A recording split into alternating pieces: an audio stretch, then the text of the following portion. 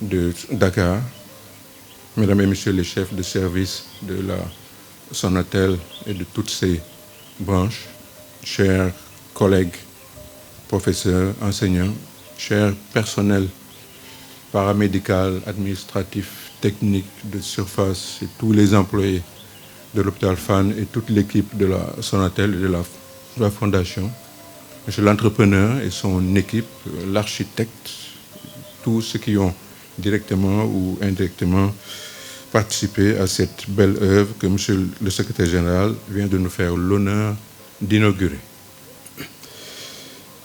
C'est parti d'un constat tout à fait simple, banal et douloureux. Vous allez dans tous les services de tous les hôpitaux, vous allez tomber sur le spectacle poignant de femmes, d'époux, d'enfants qui font la cuisine dans tous les recoins disponibles, qui dorment dans les couloirs, qui dorment sous le lit de leurs parents malades, voire qui dorment dans la cour des hôpitaux, livrés à des agressions dangereuses qui vont des insectes aux souris et aux rats. Ils sont victimes de ce que j'appelle la double peine. La peine d'avoir un parent gravement malade. Il se trouve que le service de neurologie, neurochirurgie, de cancérologie et autres, on n'y reste pas moins d'une semaine. On a des patients qui sont là pendant des mois. Donc, la première peine, c'est d'avoir un parent malade et gravement malade. Et la deuxième peine, c'est de quitter le confort de leur demeure et de se retrouver dans les mêmes conditions que les sans domicile fixe. C'est terrible, c'est poignant, c'est douloureux. S'ils ont la chance d'habiter aux alentours de nos hôpitaux, ils peuvent faire des allers-retours et mettre des systèmes d'alternance entre les autres membres de la famille.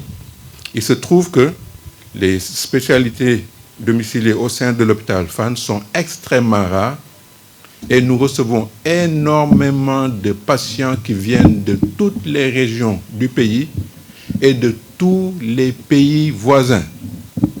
Tous.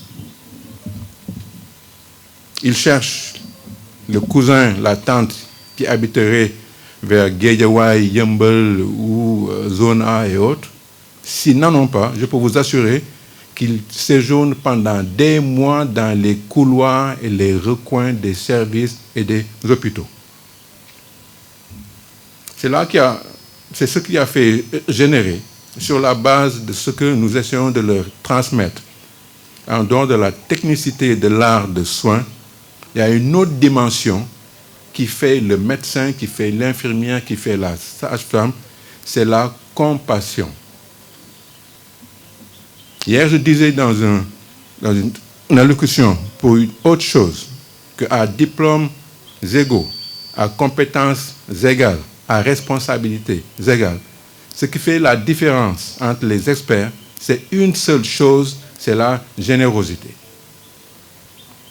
Et nous avons le devoir de générosité envers les personnes qui souffrent.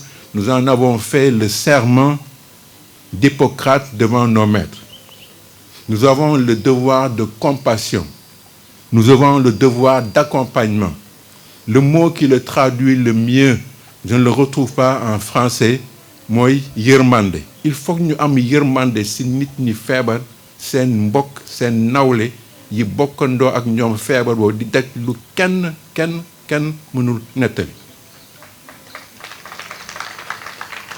Et quand cette idée a été discutée, il y a bien longtemps, et je voudrais saluer, nous avons échangé hier soir avec l'ancien directeur de l'hôpital Saliou Diallo, qui avait vu les efforts que faisait l'hôpital Fann et les médecins et tout le personnel.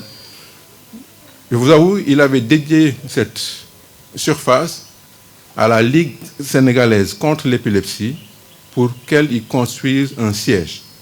Et c'est devant ce constat douloureux qu'en discutant entre nous, nous avons décidé de faire de ce lopin de terre ce qui deviendra la maison des accompagnants. Donc je voudrais le remercier très sincèrement.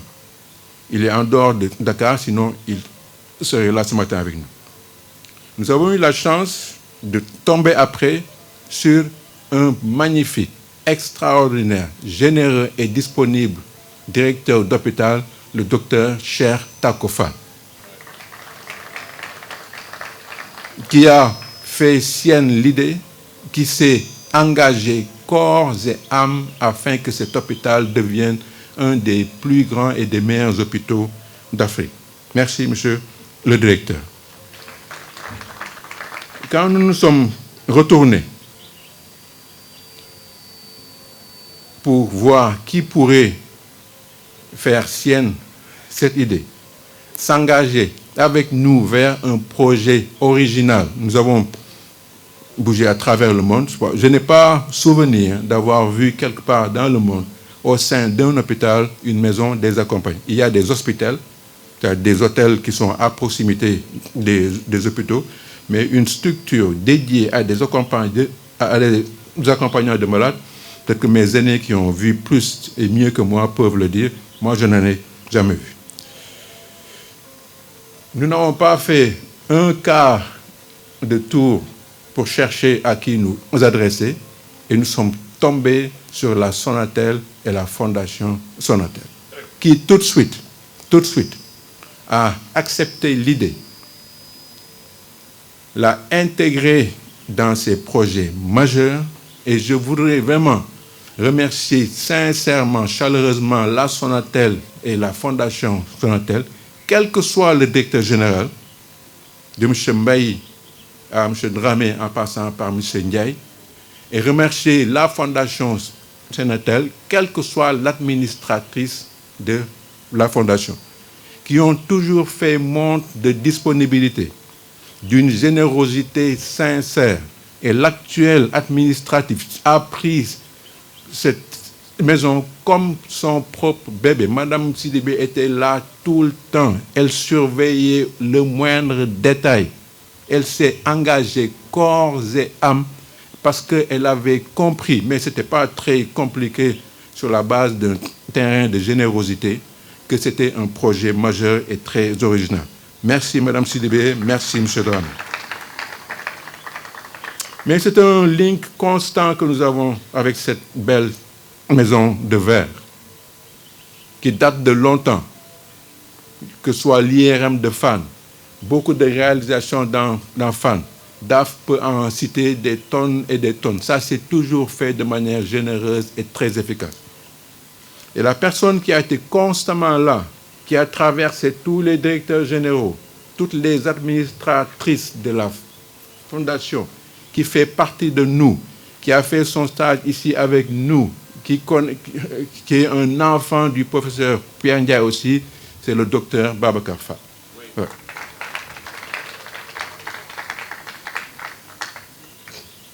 Karim Meng et toute la communication et toutes les directions, chaque fois que nous leur avons proposé un projet, que ce soit d'aller de l'hôpital Fann vers les régions, consulter des malades dans la brousse, ils nous ont toujours bien accompagnés. Merci la Sonatel, merci la Fondation Sonatel. Ils ont tout pris en charge, tout. Des premières fondations jusqu'à ce jour, jusqu'à l'organisation de cette belle fête, tout. Ils ont équipé toutes les chambres, ils ont équipé la buanderie, ils ont équipé la cuisine, la mosquée. Ils font les mêmes efforts pour la chapelle. On ne peut pas dire autre chose de plus puissant que merci. Maintenant, et c'est ce que tout le monde me dit chaque fois que les gens viennent voir ça, tout le monde se soucie de la gestion, de la maintenance et du management de cette maison. Tout le monde s'en soucie. La seule chose que je peux vous dire, c'est que vous avez au moins 3 personnes qui, dans le court et le moyen terme, s'ils transposent ce qu'ils ont acquis depuis l'âge de 11-12 ans au Prytanée militaire, avec de la rigueur, de l'organisation, de la discipline, mais tout cela enrobé d'humanisme. Je veux parler du directeur général de la Sonatel, du professeur Moustapha Ndiaye, qui est mon adjoint, et de moi-même. Nous mettrons en place une gestion rigoureuse et militaire de cette maison, parce qu'il n'est pas question qu'on y gâte quoi que ce soit. Mais nous le ferons avec tact, nous le ferons avec pédagogie, nous le ferons avec l'appui des majors et des assistantes sociales. Pourquoi je dis des majors et des assistantes sociales? C'est parce que je voudrais vous informer que nous n'avons pas une vision nombriliste de cette maison. Elle est ouverte à tous les accompagnants des personnes hospitalisées, que ce soit en neurologie, en neurochirurgie, nos voisins les plus proches. Je salue, malgré sa retraite fictive, le professeur Seydou Badiane. Je lui ai dit,